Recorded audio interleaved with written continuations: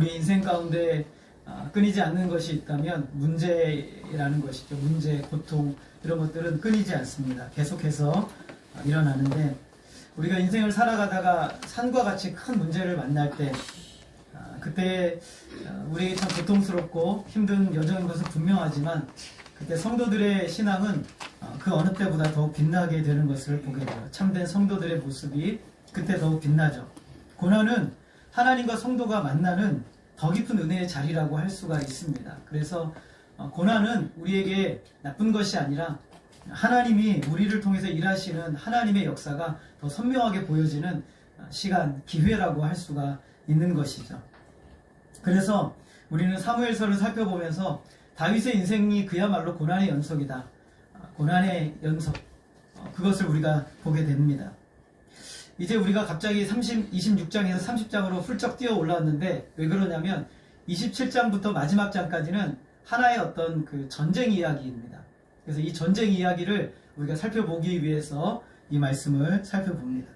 다윗은 이제 사울의 추격을 벗어나기 위해서 어디로 가냐면 다시 가드라는 곳으로 망명을 갑니다. 여러분 혹시 그 가드가 어딘지 아십니까? 우리 집 옆집도 기억이 안 나는데 가드를 기억할 수는 없죠. 가드가 어디냐면 예전에 그 다윗이 사울을 피해서 도망을 갔던 블레셋 지역의 한 부족인데 거기서 다윗이 살아나기 위해서 뭘 하죠? 미친 척을 하죠. 침을 막 흘리면서 벽을 끄적끄적 하면서 도망을 갑니다. 그 가드의 왕이 아기스라는 왕이거든요. 그런데 다윗이 다시 이제는 이 망명생활 거의 끝날 때 됐어요. 다시 사울의 그 피하기 위해서 이제는 사울에게 잡힐 것 같은 생각이 들어서 다시 한번 가드로 도망을 갑니다. 아기스에게. 근데 이번에는 참 희한한 것이 아기스가 다윗을 받아줘요. 받아줘가지고 그래 너 나와 함께 있자 라고 하는 것이죠. 그러니까 다윗이 뭐라고 말하냐면 제가 어떻게 왕과 함께 있겠습니까? 그냥 그 마을 하나만 주십시오. 우리가 그럼 거기 살겠습니다. 그래서 이 아기스가 다윗에게 어떤 마을을 주냐면 시글락이라는 마을을 줘요. 한번 우리 따라해볼까요? 시글락. 기억하라고 하시는 겁니다. 여러분 성경에 시글락이라는 것이 여기에만 나오거든요. 시글락이라는 마을로 도망을 가. 거기서 그 다윗과 하는 600명의 군사들이 함께 생활을 하게 됩니다. 얼마나 생활하냐면 성경에 보니까 1년 16개월, 1년 4개월을 거기에서 블레셋 족속에게서 머뭅니다. 다윗이 여기서 무엇을 했을까? 여기서부터 있어지는 이 16개월의 여정의 기간 동안에 중요한 몇 가지의 사건들이 일어나게 되는데 오늘 우리가 그런 말씀들을 좀 살펴보려고 합니다. 다윗이 가드로 도망가서 망명을 가서 한 일이 무엇이냐면 하나님의 백성들을 위해서 일을 하기 시작합니다. 물론 다윗은 항상 하나님과 하나님의 백성들을 위해서 일을 합니다. 다윗은 아기스에게 시름을 얻기 위해서 아기스 앞에 가서는 다른 말을 하고 실제 하는 일은 또 다른 일을 하고 있어요. 우리 27장 10절 말씀을 한번 읽어볼까요? 27장 10절 시작.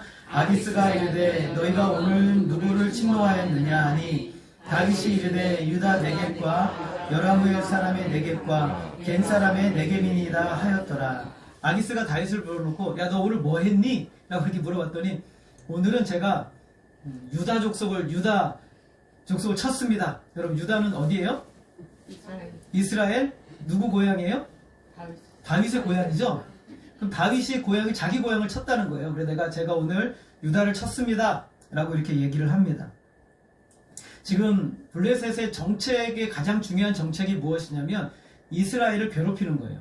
유다를 괴롭히고 이스라엘을 괴롭히고 그 땅을 차지하고자 하는 욕망이 그들의 정책이에요. 지금 이스라엘과 레바논, 팔레스타인 지금 전쟁이 막 일어나고 있잖아요. 그런 것처럼 계속 전쟁을 했단 말이죠. 아기스가 들으니까 기분이 좋은 거예요. 얘가 우리 정책에 맞게 잘하고 있네? 이렇게 생각을 한 겁니다. 근데 이제 실제로 뭘 하고 있었냐면 27장 8절 우리 같이 한번 읽어보겠습니다. 시작. 다윗과 그의 사람들이 올라가서 구술 사람과 기르스 사람과 아말렉 사람을 침노하였으니 그들은 예적부터 술과 애굽 땅으로 지나가는 지방의 주민이라. 제가 지도를 안 가져왔는데 애굽에서부터 이렇게 경계선으로 쭉 오다 보면 그 가나안 땅까지 경계선 오다 보면 거기에 누가 있냐면 아말렉이라는 족속이 있어요. 이 아말렉은 이스라엘의 천천지 원수예요. 이스라엘이 출애굽할 때 뒤에서 쳤던 족속이 아말렉이기 때문에 하나님께서 내가 아말렉과는 계속 싸우겠다 그러셨어요. 여러분 기억이 나실지 모르겠지만 한 번은 하나님께서 이 아말렉을 진멸하기 위해서 사울에게 명령을 한번 했어요. 가서 아말렉을 치라. 근데 어떻게 했습니까? 좋은 것들은 다 취하고 왕도 살려주고 이렇게 다 멸하지 않았단 말이죠. 그래서 아말렉이 남아있어요. 근데 이 남아있는 아말렉이 무슨 일을 하냐면 자기가 유다 족속에 당한 게 있잖아요. 그러니까 수시로 이스라엘 백성들을 괴롭히는 거예요. 침노해서 괴롭히는 거예요. 다윗이 그걸 알고 있거든요. 여러분 그러면 지금 이스라엘의 왕이 누굽니까? 사울이죠. 아말렉이 이스라엘을 침노하고 있는 것을 알면 사울은 뭘 해야 됩니까? 그들과 전쟁을 해야 되잖아요. 근데 사울이 안 하니까 다윗이 가서 아말렉을 치는 거예요. 무적을 치고 돌아오고 치고 돌아오고 이스라엘을 괴롭히는 아말렉을 치고 돌아와요. 근데 이 소식이 나중에 알려지면 안 되잖아요. 그래서 다윗이 어떻게 하냐면 그 부족을 쳐서 아예 한 사람도 안 살려두는 거예요. 혹시나 하는 위험 때문에 안 살려. 1년 6개월 동안 이 일을 계속 하는 거예요. 그리고 아기스한테 가서는 뭐라고 말합니까? 제가 유다 족속을 쳤습니다. 이렇게 얘기하는 거예요. 그러니까 블레셋이라는 지역을 받아가지고 다윗이 하는 일은 하나님의 나라와 그분의 백성들을 위해서 계속 일하고 있는 다윗의 모습을 볼 수가 있어요. 블레셋의 망명자로 있고 도망하는 상황이지만 다윗은 언제나 그 마음속에 무슨 생각이냐면 하나님의 나라 그리고 그분의 백성들 자기의 백성들을 위한 마음이 다윗에게 늘 있었단 말이죠. 그래서 다윗은 아기스에게 의심받지 않기 위해서 그 침노한 부족 사람들 다 죽여요. 살려두지 않는단 말이죠. 그러므로 아기스는 전혀 알아차리지 못해요. 가드 왕이 아기스거든요. 전혀 알아차리지 못해요. 그리고 오히려 굉장히 신뢰합니다. 뭐라고 생각하냐면 27장 12절 우리 같이 한번 읽어볼까요? 시작.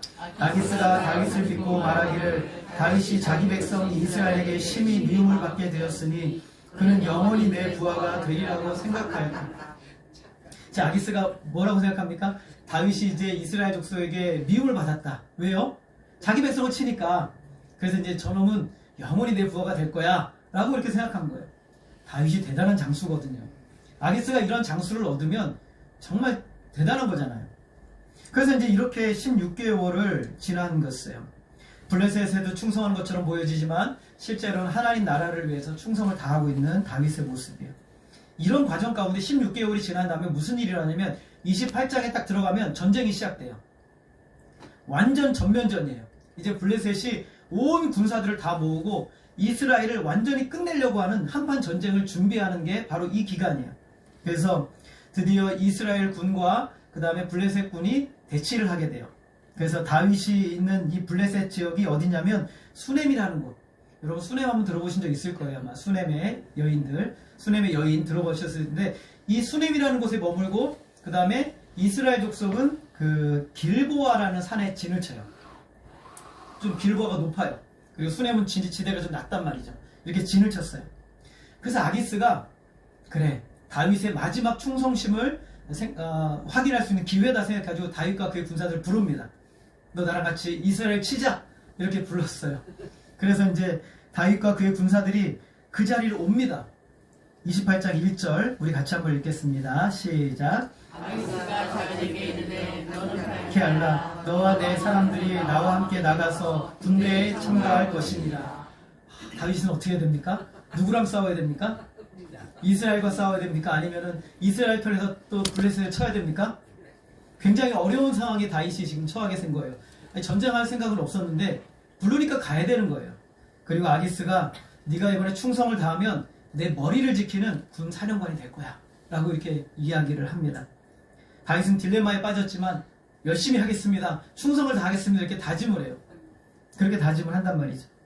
만약에 그 다윗이 그 이스라엘 편에서 갑자기 돌려 싸운다면 지금 다윗이 다 탈로가 나게 되고 전쟁은 여러분 어떻게 될지 모르잖아요. 군사가 다 전멸할 수도 있어요. 그렇다고 블레셋 쪽 속에 붙어서 이스라엘을 치면 어떻게 돼요? 앞으로 이스라엘의 왕이 될 사람이 누굽니까? 다윗이잖아요. 그가 다윗이 왕이 되면 이스라엘 사람들이 다윗의 말을 듣겠어요? 안 듣겠죠. 이런 갈등 가운데 있었어요. 다윗은 어떻게 해야 될까? 굉장히 어려운 상황에 빠진 겁니다.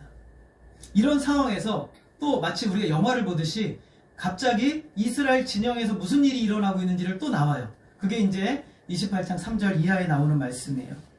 사울이요, 그 산 위에서 딱 보니까 블레셋 족속이 너무 많은 거예요. 군사들이. 그래서 이 사울이 어떤 마음을 품었는가? 28장 5절을 한번 같이 읽어보겠습니다. 시작. 사울이 블레셋 사람들의 군대를 보고 두려워서 그의 마음이 크게 떨린지라. 두렵다, 떨린다라는 단어는요, 거의 같은 비슷한 의미예요. 그래서 떨다, 전율하다, 진동하다, 두렵다라는 의미인데, 이 두 가지 단어를 한꺼번에 설명하는 이유는 뭐냐면 사울이 그만큼 두려움에 빠져 있다는 거예요. 온몸이 떨릴 정도로 이 환경 앞에서 너무너무 두려운 거예요. 놀랍게도 블레셋의 군대 안에는 누가 있어요 지금? 다윗이 있어요. 다윗이 있단 말이에요. 기가 막힌 상황이죠. 사울은 드디어 하나님을 찾아요. 6절 우리 같이 읽겠습니다. 시작. 사울이 여호와께 묻자오되 여호와께서 꿈으로도 우림으로도 선지자로도 그에게 대답하지 아니하시므로. 이 말씀은 이겁니다. 사울이 항상 하나님을 찾았다는 것이 아니라, 만약에 사울이 봤을 때 블레셋 군사가 조금이었으면 하나님을 안 찾았을 거라는 얘기예요. 근데 지금은 마음이 어때요? 다급한 거예요. 그러니까 뭐라도 좀 잡겠다는 심정으로, 지푸라기라도 잡겠다는 심정으로 누구를 찾은 거예요? 하나님을 찾은 거예요. 하나님을 찾은 거예요. 세 가지의 단어가 나오는데, 꿈, 우림, 선지자. 근데 우리말 성경에는 안 나오지만 원어 성경에 보면 부사 역시라는 단어가 반복해서 나오고 있어요. 꿈으로 말했는데 역시 응답이 없었고, 그리고 우림으로도 역시 안 됐고, 선지자로도 역시 들리지 않았다라는 거예요. 그리고 세 단어가 모두 복수형이에요. 사울이 얼마나 떨렸는지 계속 하나님께 막 찾고 매달리고 묻고 있단 말이죠. 하나님과 인격적 관계가 없는 그가 미신처럼 하나님을 지금 막 찾고 있는 거예요. 열심히 막 하나님을 찾고 있는 사울의 모습을 볼 수가 있어요. 근데 하나님이 대답하세요? 하나님 전혀 대답하지 않으세요. 하나님에 대한 참된 믿음이 없이 그저 급박한 상황을 어떻게든지 모면해보고자 하는 그의 모습은 하나님을 찾는 참된 믿음의 사람이 아닌 거죠. 믿음이 없는 거예요. 그는 이미 하나님께 반복해서 불순종했고, 그리고 하나님이 말씀하시는 걸 들으려 하지 않았고, 하나님이 뜨신 다윗을 죽이려고 했던 사람이 사울이에요. 자기가 원하는 대로 고집스럽게 살았어요. 잠언 28장 9절에 보면 이런 말씀이 있습니다. 사람이 귀를 돌려 율법을 듣지 아니하면 그의 기도도 가증하니라. 여러분, 하나님을 향한 기도가 가증할 수 있다는 것은 그가 하나님의 말씀에 대한 순종도 없고, 하나님과 교통도 없고, 하나님을 사랑하지도 않고, 하나님과 아무 관계도 없는 사람이 단지 이 상황을 모면하겠다라고 기도하는 것에 대해서 하나님은 가증하다고 해요. 왜냐하면 그렇게 하는 것이 마치 미신을 따르는 것과 똑같은 모습이기 때문에 그래요. 하나님이 응답 안 합니다. 그러니까 사울이요, 하나님을 미신적으로 찾은 것처럼 진짜 미신을 찾아버려요. 7절 우리 같이 한번 읽겠습니다. 시작. 사울이 그의 신하들에게 이르되 나를 위하여 신접한 여인을 찾으라.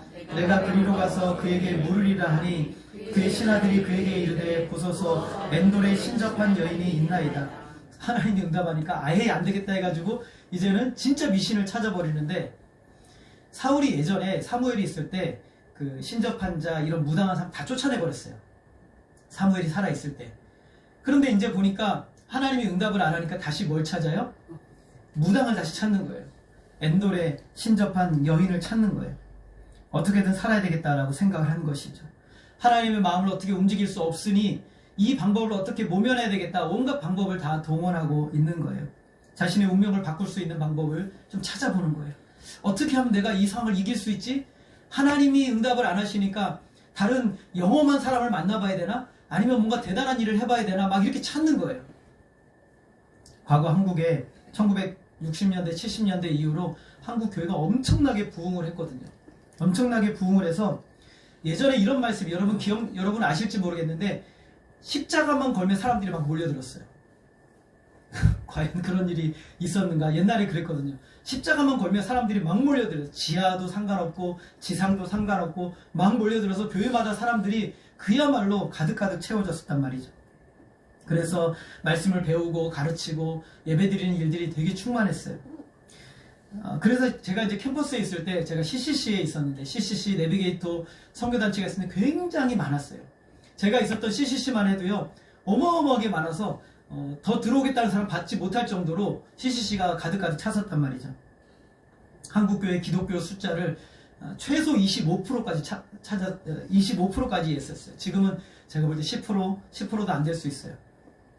자, 그때 전도하는 방법이 있었어요. 뭐라고 전도하냐면 예수 믿으세요가 아닙니다. 그때는 성경 공부 한번 해보십시오 라고 하면 사람들이 네 좋습니다 그랬어요. 진짜 제가 예전에 한양대에서 캠퍼스에 전도할 때 저 성경 공부 한번 합시다 그러면 네 한번 해봅시다 안 믿는 사람들이 그랬단 말이죠. 요즘은 성경 공부 한번 해봅시다 그럼 뭐라고 합니까? 정신 나간 사람 이렇게 얘기한단 말이죠. 옛날에는 그랬어요. 예수 믿으세요. 사형리 전하지 않아도 성경 공부 한번 해봅시다 그러면은 따라 나섰단 말이죠. 근데 그때 그 모습과 함께 또 다른 하나의 어떤 이 부류가 하나 있었는데 그게 뭐냐면 사람에 대한 관심이었어요.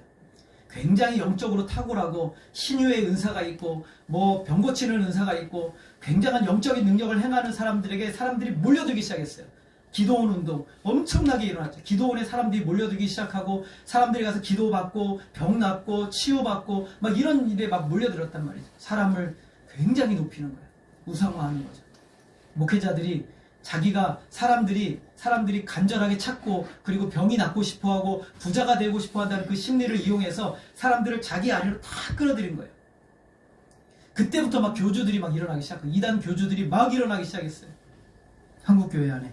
그분들은 말씀을 가르치지 않아요. 왜 말씀을 가르치냐면 하나님의 말씀을 가르치면 자신들의 잘못하는 것이 들통이 나버리기 때문에 말씀을 안 가르쳐요. 신적인 특별한 영적인 역사들. 그 사람들은 사람에게 몰려들기 시작했어요. 근데 그 부류가 지금은 그대로 내려와서 지금도 그러고 있는 거예요. 사람에게 몰려가고 영적인 사람, 대단한 사람에게 몰려가기 시작하는 역사가 이래요. 자신의 미래를 알고 싶고 잘 되고 싶고 성공과 영광을 원하는 사람들의 심리를 지금도 이용하고 있는 거예요. 무엇이라도 잘 되기만 하면 그것이 정당하고 옳은 것처럼 교회가 움직여와서 그것이 그대로 내려왔는데 하나가 빠졌어요. 하나님 말씀을 가르치고 성경을 가르치고 말씀대로 성도를 양육하는 것은 희미해져가고 사라져가기 시작한 거예요. 제가 우리 노예에서 목사님들이 큰 교회 목사님들이 저한테 가끔씩 물어봐요. 교회에서 뭐해요? 그래서 저희는 이제 성경 소그룹 성경 공부하고 뭐 책도 같이 읽고 그럽니다. 아니 요즘도 소그룹이 돼요? 이러는 거예요. 요즘도 소그룹 성경 공부를 합니까? 저보고 놀라는 거예요. 성경을 가르칠 수가 없대요. 성도들이 예배 마치면 바로 집으로 가버리고 그리고 성경을 배우려고 하지 않는다는 거죠. 기도만 받으려 하고 영적인 역사만 사모하고 뭔가 그것만 거기에만 대단한 것이 있는. 여러분 성경은 하나님이라고 말씀하고 있어요. 하나님 말씀은 하나님이라고 요한복음 1장에 보면 말씀이 곧 하나님이라 라고 말씀하고 있어요. 하나님의 말씀을 무시하는 건 하나님을 무시하는 거죠. 이거를 사람들은 뭐라고 말하냐면 사울 신드롬이라고 하는 거예요.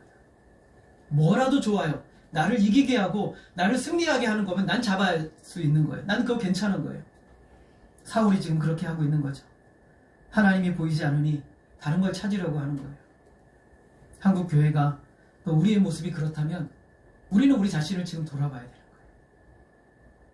사울은 하나님을 한 번도 찾지 않다가 이 위기를 극복하기 위해서만 하나님을 찾고 있는 거예요. 자기의 영광을 위해서 하나님을 찾고 그 무엇도 상관없다고 하는 신앙적 상대주의가 바로 사울의 모습인 거죠. 그것은 참된 믿음이 아니에요. 한국의 불교와 미신들이 막 가서 비나이다 하고 있는데 그 모습을 그대로 교회로 옮겨왔어요. 교회라는 이름만 바꾼 거예요. 똑같이 비나이다 하고 있대요. 한국교회 종교 연구하는 유명한 학자가 계신데 자기가 기독교, 불교, 이 샤머니즘을 막 분석을 했대요. 근데 참 재밌는 게 뭐냐면 똑같대요. 그냥 교회만 여기는 교회라고 이름 붙이고 여기는 샤머니즘이고 여기는 불교라고 이름만 붙인 것 뿐이래요. 똑같은 모습으로. 하나님은 저와 여러분에게 무엇을 주셨습니까? 하나님의 말씀을 주셨죠. 사울이 영매를 찾아갑니다. 하나님이 그만 가증한 행위를 시행하기 시작합니다. 여러분 사울은 누가 그에게 기름 부으셨어요? 하나님이 기름 부으셨죠.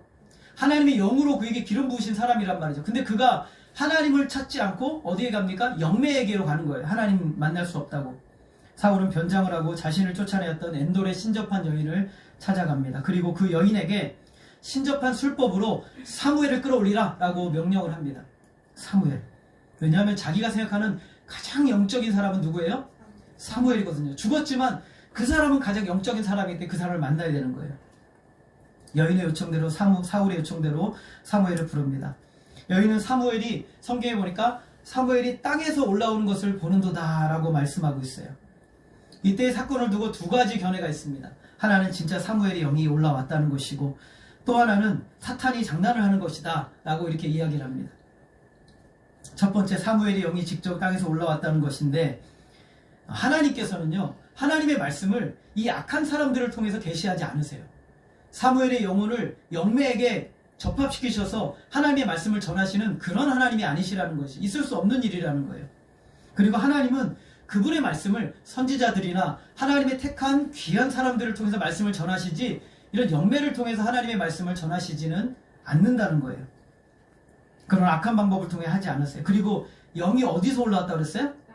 땅에서 올라왔다고 그랬어요. 여러분, 전도서 3장 21절을 우리 한번 같이 읽어볼까요? 시작. 인생들의 혼은 위로 올라가고 짐승의 혼은 아래고 땅으로 내려간다. 예, 땅으로 내려가는 것은, 짐승의 영혼, 악한 자들의 영혼은 땅으로 내려가는 거예요. 그러나 하나님의 백성들, 하나님의 영혼은 어디로 올라갑니까? 예, 위로 올라가죠. 누가복음 16장에 거지 나사로의 비유를 드시면서 예수님께서도 그 거지가 죽어 천사들에게 받들려 아브라함의 품에 들어가고 올라갔다는 표현이거든요. 그렇다면 이 영은 사무엘이 아니라 뭡니까? 사탄의 영이죠. 거짓된 사탄의 영인 거예요. 이것을 초원술, 접신술, 강신술이라고 하는 거예요. 그래서 어떤 영매를 통해서 접합시켜서, 옛날에 여러분, 우리 아주 오래된 영화인데 한 남자가 죽은 여인과 저 여인을 만나고 싶어가지고 그 영매를 찾아가서 접신하는 영화가 있는데, 사랑과 영혼이, 어떻게 여러분 아세요? 굉장하시네. 사랑과 영혼에 보면은 그게 접신술이고 그게 강신술이고 초원술이에요. 그게. 그래서 그 사람을 만나게 해주는 거죠. 근데 여러분, 기가 막힌 일이 뭐냐면, 제가 옛날에 어떤 글을 보니까 로널드 레이건의 부인 부시 낸시 여사가 굉장한 크리스찬이거든요. 신앙이나 믿는데, 이 사람이 남편 대통령이 어디 갈 때마다 이 초혼술을 했대요. 영매를 불러다가 지금 잘하고 올 건지 문제가 없을 건지. 여러분, 기독교인들 중에 굉장히 많은 사람들이 무당에게 가서 점을 친다고 그래요. 여러분, 점 쳐보셨어요?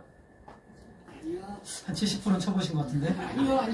점쟁이 찾아가 보셨어요? 요즘 얼마씩 합니까? 예, 요즘 6만원으로 올랐답니다. 어떤 점쟁이가 그런 얘기를 하더래요. 제발 기독교인들 좀 오지 말라고. 왜 여러분 점을 치러 갑니까? 미래를 알고 싶어서. 나는 돈 잘 버는지 알고 싶어서. 이 사람과 관계가 잘 될까 해서, 나의 미래가 좀 잘 될까 해서 찾아가는 거예요. 영매가 들어올린 그 사탄의 영이 이제는 신접한 여인도 사울도 속이고 사무엘을 가장한 사탄의 영이죠. 사탄은 여인의 접신을 통해서 사울을 저주하며 네가 비참하게 죽을 것이다 라고 이야기를 해버립니다. 이 이야기를 들은 사울이 땅에 그대로 힘이 축 빠져서 엎드려져 버려요. 큰 두려움으로 인해서 기력이 다해버리죠. 영매가 사울을 설득해서 식사를 하시라고 이렇게 얘기를 합니다. 안 먹겠다는 그를 억지로 식사를 하는데, 사울이 살아있을 때 마지막 식사예요. 이것이 사울의 마지막 식사가 되는 거예요. 고통의 순간에 미신적 역사를 붙들어서 결국 비참한 결말을 맞이하게 됩니다. 성도의 비참함은요, 영광의 하나님을 찾지 않고 다른 데서 하나님의 역사를 얻으려고 하는 것이 비참함이에요. 하나님이 우리와 함께 계시고 하나님이 우리를 붙들고 계시는데 그 하나님을 신뢰하지 못하고 믿지 못하는 것이 성도의 비참함이 되는 거예요. 우리 아버지가 있는데 다른 아버지에 가서 나를 도와달라고 말하는 그런 어리석은 일들이 교회 안에서 일어나고 있는 거예요. 사울뿐만 아니라 다윗도 굉장히 다급한 일을 만납니다.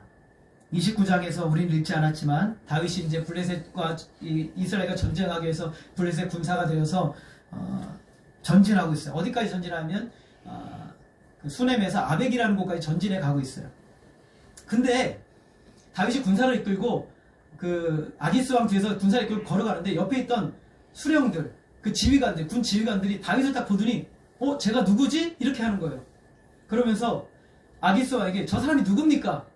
저 사람은 나의 충성스러운 신하 다윗이야 라고 얘기를 했더니 그 수령들이 한데 모여서 하는 말이 뭐냐면 안 됩니다.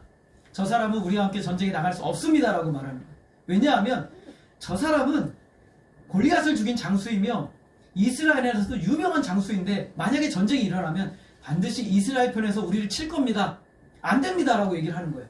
아기스가 그들을 말립니다. 아니야, 1년 16개월 동안 얼마나 충성을 다했는지 몰라, 좀 믿어줘 라고 했는데 이 수령들이 끝까지 반대를 합니다. 절대 안 돼, 절대 불가라고 얘기를 하는 거예요. 누가 이겼을까요? 예, 수령들이 이깁니다. 그래서 아기스가 어쩔 수 없이 다윗을 부릅니다. 잘 타있네. 야야, 나는 너와 함께 전쟁에 나가고 싶은데 얘네들이 안 된다고 하네. 어쩔 수가 없다. 야, 그냥 너 다시 시글락으로 돌아가. 너 있는 곳으로 돌아가. 이렇게 얘기를 합니다. 그래서 다윗은 아무 노력 없이 어떻게 됐어요? 문제가 해결되어 버렸어요. 하나님은 이 싸움에 다윗을 참전시키기를 원하지 않으세요. 어떤 상황에서도 다윗과 그의 사람들은 위험한 상황에 처할 수밖에 없어요. 다윗이 이스라엘 편에 서도 위험하고 또 블레셋 편에 서도 위험하고, 아무튼 다윗은 어찌할 수 없는 이 상황이었는데 하나님이 앞서서 이 문제를 다 해결해 주셨어요. 하나님이 하셨죠. 그리고 이제 다윗과 군사들이 사흘길을 걸어서 시글락으로 옵니다. 가는데 사흘길, 오는데 사흘길, 군사들 600명이 얼마나 많이 지쳤겠어요.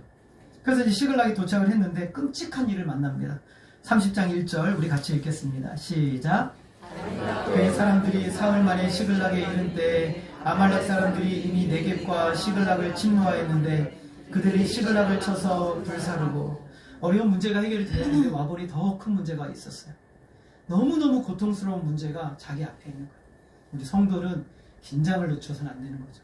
우리의 신앙생활은 지금 문제 해결됐다고 해서 다음에 아무 일 없을 거라 그런 건 아니에요. 문제는 계속 연속이 돼요. 이전과는 비교할 수 없는 더 큰 고통의 사건을 만납니다. 다윗이 이스라엘을 보호하기 위해 쳤던 아말렉이 보복을 하기 위해서 시글락에 있던 이 다윗의 사람들을 쳤어요. 쳐서 그들을 습격한 거예요. 성읍을 다 불살라 버렸어요. 그리고 나서 모든 사람들 다 포로를 끌고 가버린 거예요. 근데 여기서 우리가 하나 감사할 것은 한 사람도 죽이지 않았다라는 거예요. 이것이 은혜예요. 문제가 생겼는데 회복이 불가능한 상황이 된 것이 아니라 회복할 수 있는 상황이 되었다는 거예요. 어떻게 한 사람도 안 죽었을까요? 누가 그렇게 하셨을까요? 하나님이 그렇게 하셨겠죠. 하나님이 그렇게 하셨어요. 4절을 보면, 4절을 같이 한번 읽어보겠습니다. 시작. 다윗과 그와 함께한 백성이 울 기력이 없도록 소리를 높여 울었더라. 다윗도 울었어요. 저는 다윗이 요나단이랑 헤어질 때 울고 별로 잘 우는 사람이 아닌데 다윗이 얼마나 울었는지 울 기력이 없도록 울었어요. 다윗도 울고 그 600명의 남자들이 전부 다 통곡을 하고 애통을 하고 눈물을 했어요. 10년이 넘는 방랑 생활을 이길 수 있었던 힘이 딱 하나님과 가족들 때문이었는데 가족들을 순식간에 다 잃어버리고 생사를 확인할 수 없는 상황이 돼버린 것이죠. 하루아침에 모든 걸 다 잃었어요. 아, 문제가 잘 해결됐구나 라고 돌아왔더니 이제는 도대체 상황을 해결할 수 없을 것 같은 큰 문제를, 산 같은 큰 문제를 만난 거예요. 가족들은 다 끌려갔고 하나님은 그들을 보호해주지 않으셨어요. 백성들은 이 모든 일의 책임이 누구 때문이라고 생각할까요? 다윗 때문이라고 생각을 한 거예요. 그래서 다윗을 돌로 쳐서 죽이자고 결정을 합니다. 6절 우리 같이 읽겠습니다. 시작. 백성들이 자녀들 때문에 마음이 슬퍼서 다윗을 돌로 치자 하니 다윗이 크게 다급하였으나 그의 하나님 여호와를 힘입고 용기를 얻었더라. 사람들이 일어나서 다윗을 죽이자라고 얘기를 합니다. 다 잃었으니 이제 다윗을 죽이자. 우리는 아무 의미가 없다. 그러자 다윗도 어떻게 했습니까? 다급하였다라고 말해요. 다급하였다. 사울도 다급하였는데 다윗도 다급하였어요. 다급하다라는 단어 히브리어로 야차르라는 단어인데 이 단어는 갑갑하다, 비좁다, 그리고 곤란 중에 있다라는 뜻이, 마치 자기를 꽉 누르는 것처럼 너무너무 고통스러운 다급함 가운데 다윗이 처하게 되는 거예요. 자기가 무엇인가 자기를 꾹 눌러서 도무지 아무것도 할 수 없는 그런 상황 가운데 있는 상태죠. 다윗의 두 아내도 포로가 되었어요. 지금까지 달려온 모든 길이 다 끝났어요. 자신의 생명도 경각간에 달려있는 것이죠. 여러분, 고통이 없는 사람은 아무도 없습니다. 멀리서 해변가를, 멀리서 호수를 이렇게 바라보면 잔잔하여 아무 요동이 없는 것 같지만, 그러나 가까이 가서 보면 그 물에 잔잔한 요동이 항상 있는 거예요. 마찬가지로 멀리서 보면 저 사람은 아무 염려도 없고 아무 고통도 없는 것 같아 보이지만, 그러나 그 속에 깊이 들어가 보면 그 속 안에 슬픈 아픔과 쓴 아픔과 고통이 그 안에 내재되어 있고 여전히 요동하고 있는 것을 우리는 볼 수가 있어요. 다급하고 마음이 그런 수시로 찾아오죠. 그러나 그 순간이 참 중요한 거예요. 그 순간. 여러분 오늘 이 말씀에 보게 되면 그의 하나님 여호와를 힘입고 용기를 얻었더라라는 표현이 사실 우리말 성경이 조금 부족해요. 그래서 원문 성경에 보면 다윗도 너무 고통스러워서 통곡하고 있는데 갑자기 뭔가를 딱 발견했을 때 뭔가를 딱 발견한 거예요. 다윗이 뭐를 발견했어요? 하나님을 발견한 거예요. 너무 막 통곡하고 애통하고 사람들이 돌로 자기를 쳐서 죽이려고 하는데 그 순간 다윗이 뭘 발견했냐면 하나님을 발견한 거예요. 하나님을 찾았어요. 여기서 원문 성경에 보면은 다윗이 하나님을 찾았다, 다윗이 하나님을 발견했다, 이렇게 표현하고 있어요. 하나님을 찾은 거예요. 이 순간 하나님이 내 곁에 계시지. 마치 이거는 이렇게 표현할 수 있어요. 다윗이 고통 중에 통곡하며 애통하며 있는데 하나님이 옆에서 이렇게 말씀하는 거예요. 다윗아, 내가 여기 있다. 다윗아, 내가 여기에 있다 라고 말씀하시는 거예요. 다윗아, 내가 여기에 있으니 고통하지 말아라. 내가 여기 옆에 있다 라고 말씀하시는 그 소리를 다윗이 들은 거예요. 다윗이 하나님이 옆에 계시는군요 라고 다윗이 발견하는 거예요. 그 순간 다윗이 누구를 생각해요? 하나님을 생각해요.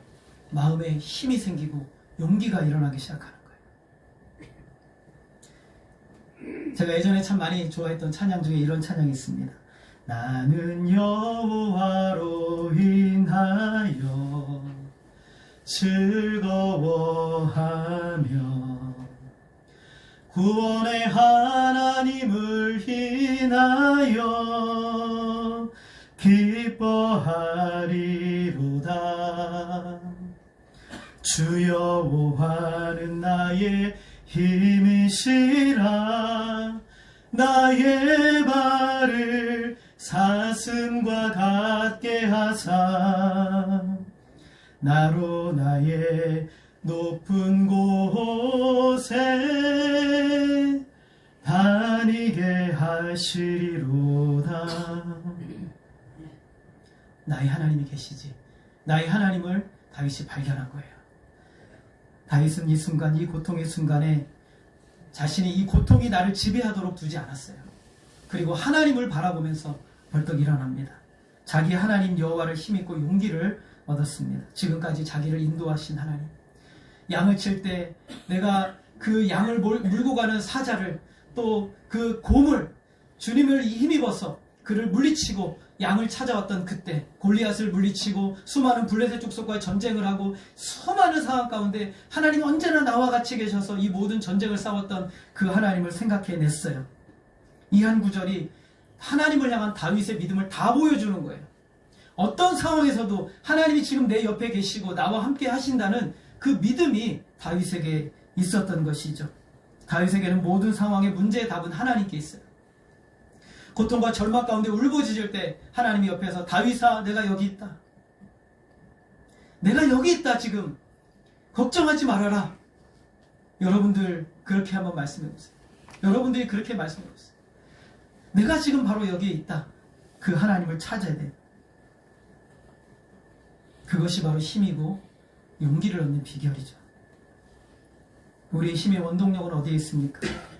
돈이 당장 입금이 돼야지 용기가 나고, 원하는 곳에 들어가야 용기가 나고, 지금 당장 문제가 해결되어야지 용기가 나는데 문제가 해결되지 않고 다급한 상황에서 눈을 돌려 하나님을 바라보니 하나님이 나와 함께 계심으로 용기를 얻는 신앙이 진짜 신앙인 것이에요.